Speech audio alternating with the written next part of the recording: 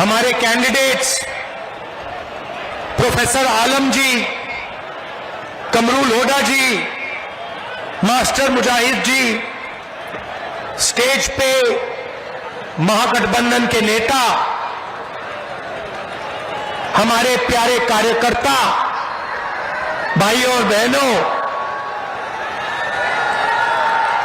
Press के हमारे मित्रों, आप सबका यहां बहुत बहुत स्वागत, नमस्कार। आपका मूड कैसा है भाई? बिहार आए हैं, थोड़ा दम लगा के बोलो ना, मूड कैसा है?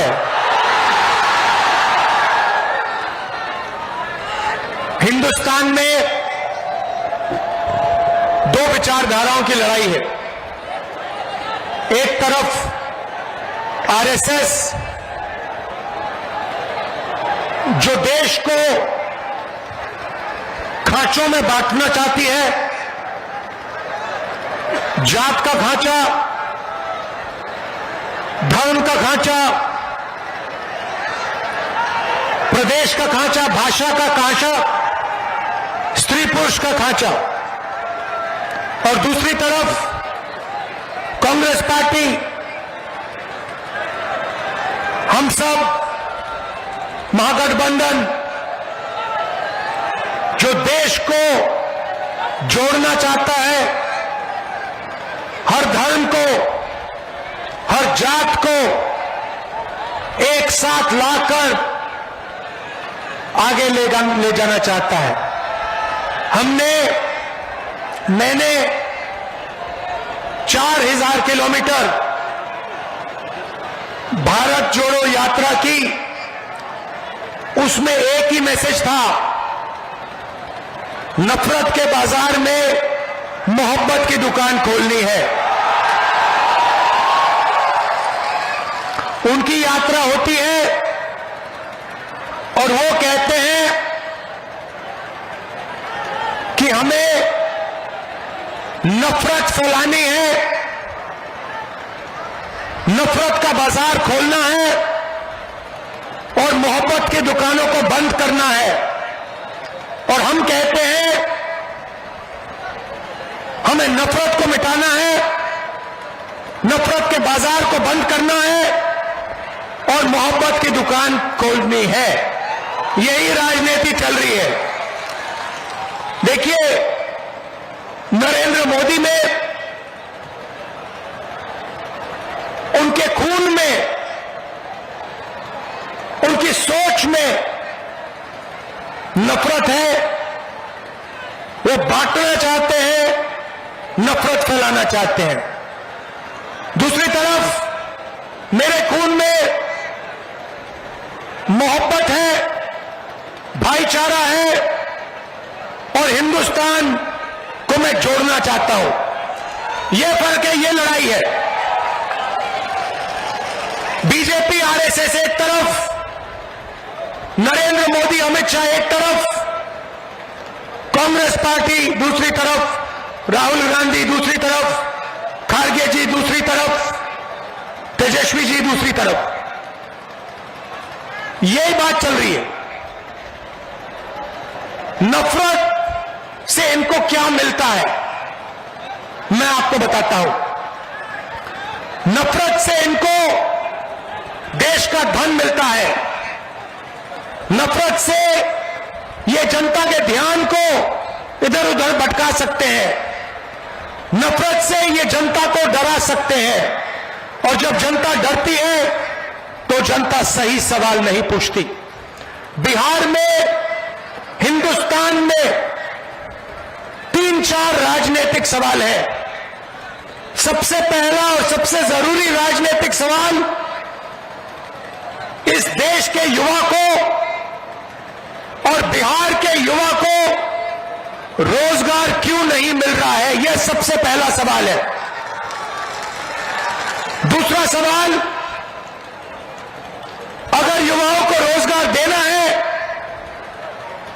तो बिना शिक्षा, बिना कॉलेज, बिना यूनिवर्सिटी, बिना स्कूल यह नहीं किया जा सकता है।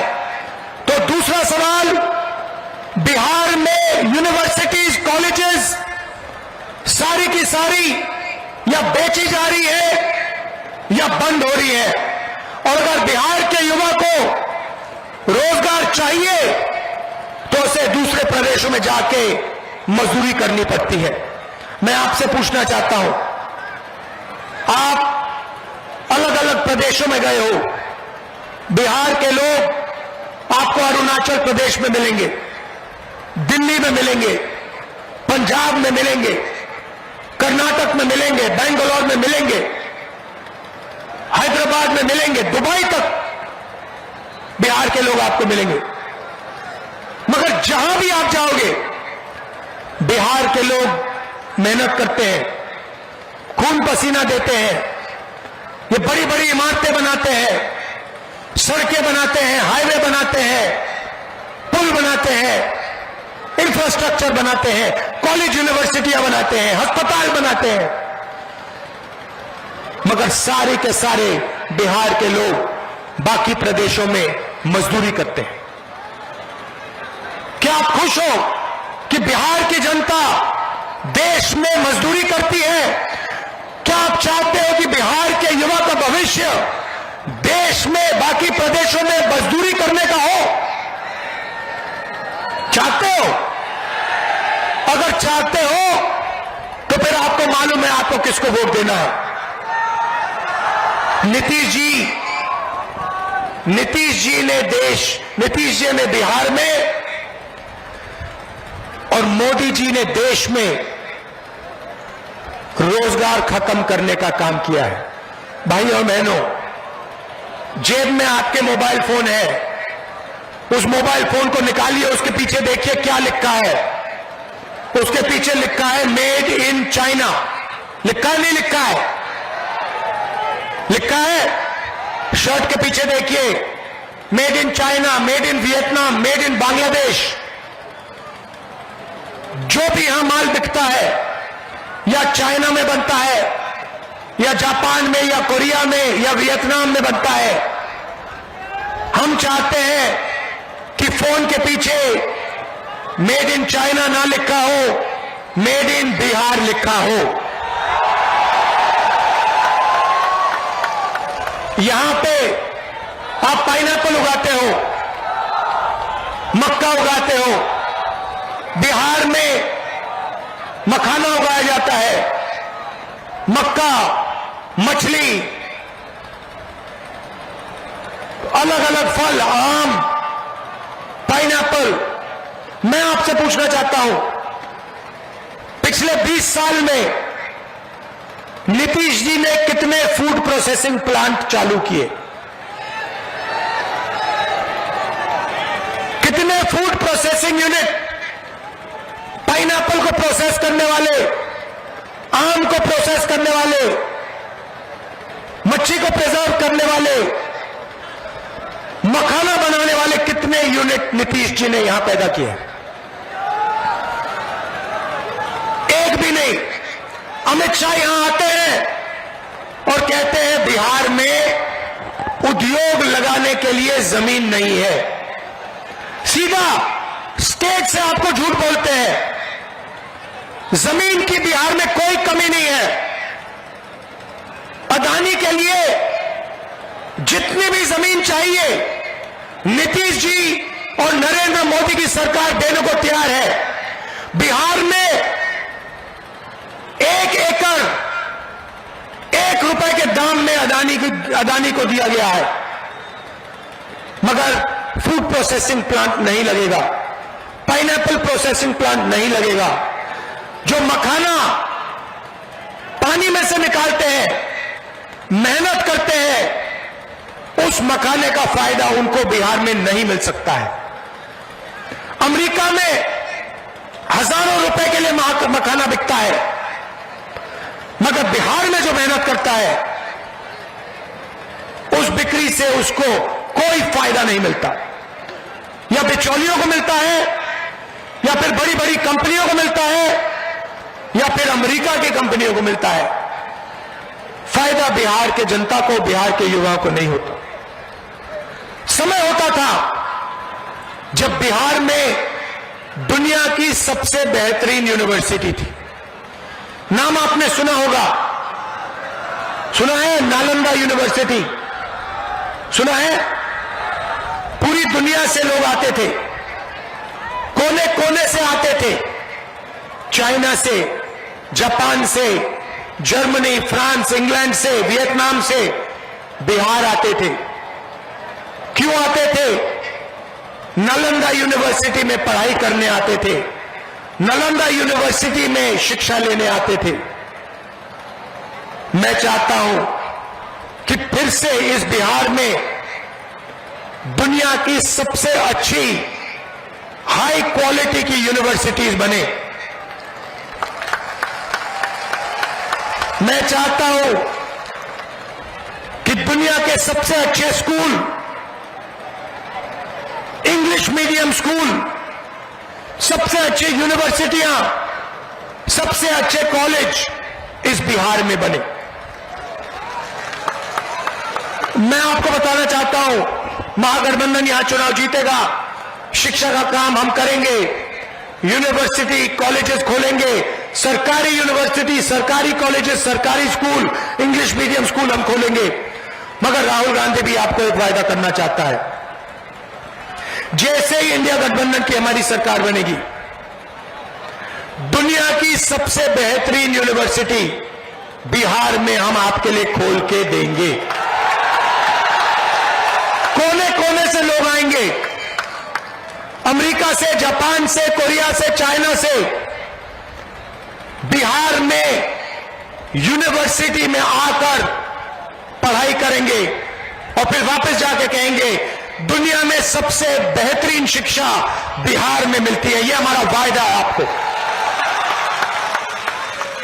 भाई और बहनों, नरेंद्र मोदी यहां आए, भाषण में कहते हैं कि हमने डेटा का दाम इतना कम कर दिया है कि बिहार का युवा रील बना सकता है, वीडियो बना सकता है, फेसबुक देख सकता है, इंस्टाग्राम देख सकता है, ट्विटर देख सकता है।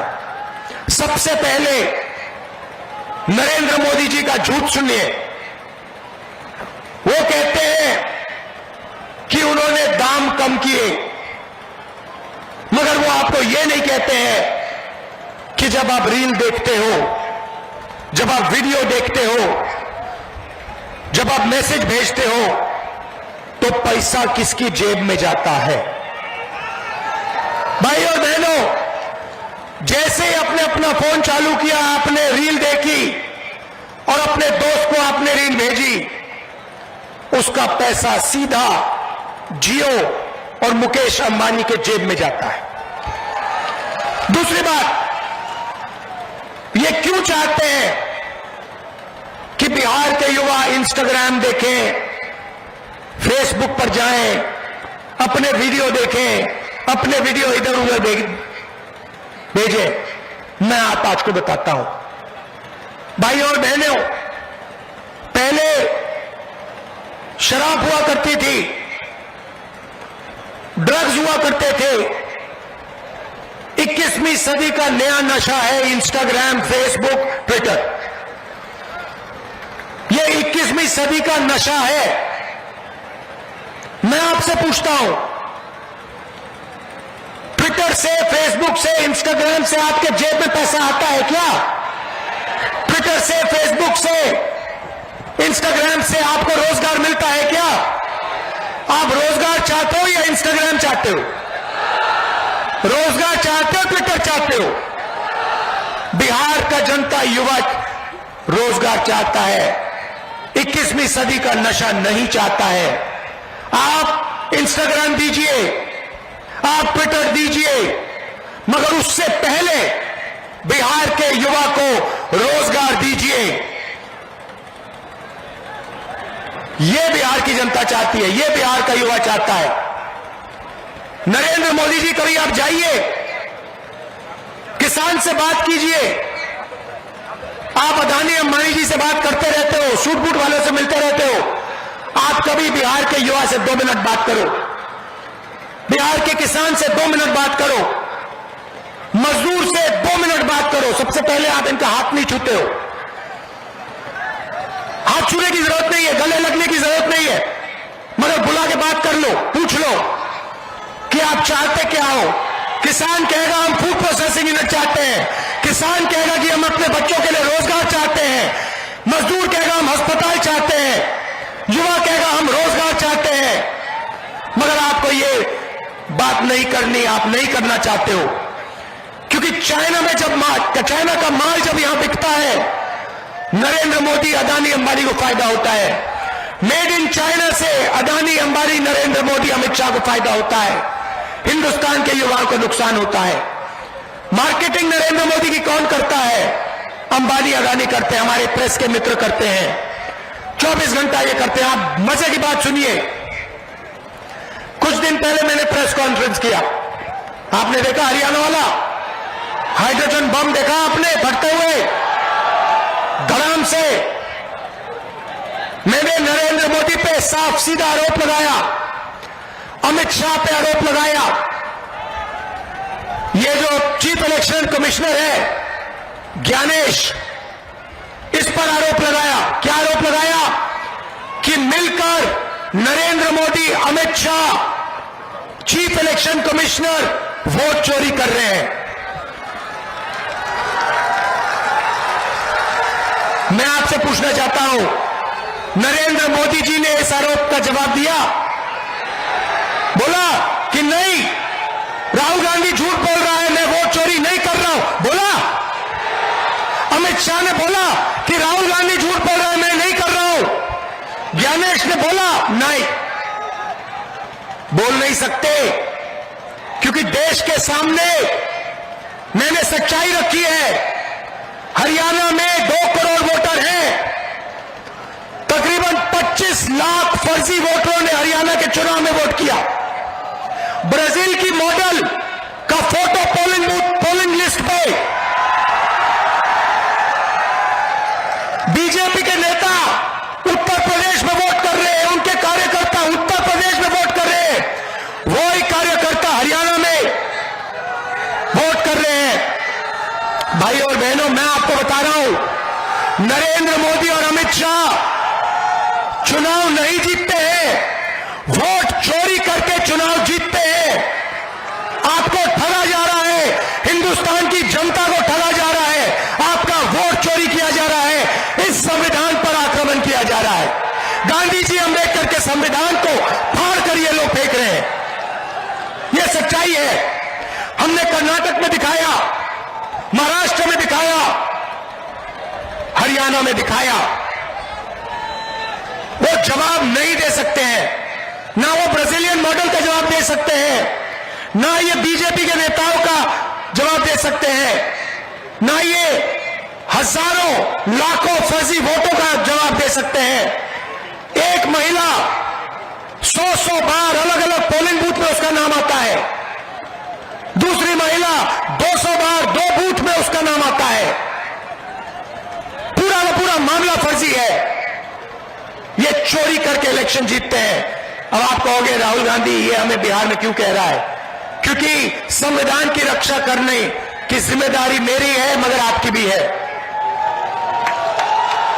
वोट चोरी रोकना मेरी जिम्मेदारी है, मगर बिहार के हर युवा, हर जनरेशन जी के युवा की जिम्मेदारी है, हर किसान की, हर मजदूर की जिम्मेदारी है। ये आपका है, ये संविधान आपकी आवाज है, इसमें आपकी आवाज गूंजती है। इसमें महात्मा गांधी, जवाहरलाल नेहरू, बुद्ध भगवान, कबीर, फूले, अंबेडकर जी, नारायण गुरु, इन सब की आवाज गूंजती है।